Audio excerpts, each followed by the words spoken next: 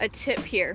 If you have something that you're paying on and you're under contract that you don't want to be under contract for anymore and pay on it anymore, there are ways out of it. If it's a car or if it's a, let's say an apartment or somewhere you're renting, because I've done both. So like I was renting a place and I needed to move out, start my truck driving career. And I literally just contacted the property management company and I said, hey, I gotta leave, this is my circumstances. What can I do so that I'm no longer obligated to pay this rent for the remainder of the lease and I'm not penalized and I can still get my security deposit back? Basically they just said, we need you to find a replacement. So they sent me like their rental application paper and they said, you coordinate people coming to look at the place. You give them the rental application and have them send it over to us, and we'll put them through and see if they qualify or not.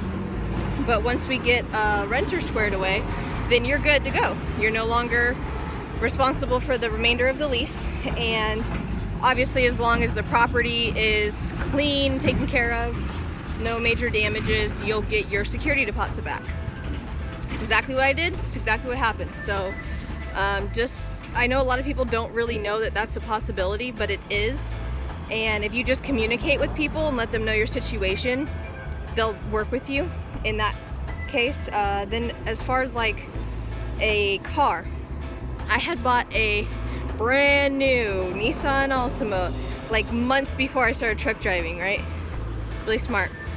And so like a year later, after realizing that I was only going to get to drive this car once every 6 months, I'm like, okay, spending $300 in a car payment and another $150 in insurance is just ridiculous. So what I did is I posted it for sale on Craigslist, and in the posting I just said like, currently, what did I say?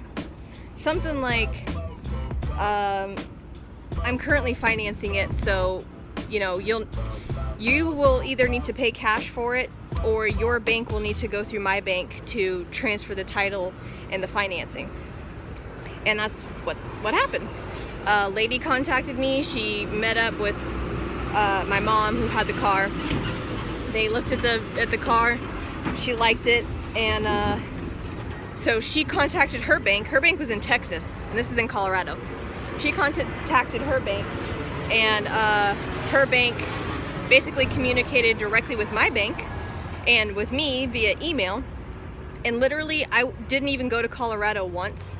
All of this was done through email and fax in one physical mailing where the bill of lading, the bill of sale had to be signed physically by me at the end of it. So, but that was it. And in a matter of like 2 weeks, I was able to get this car sold.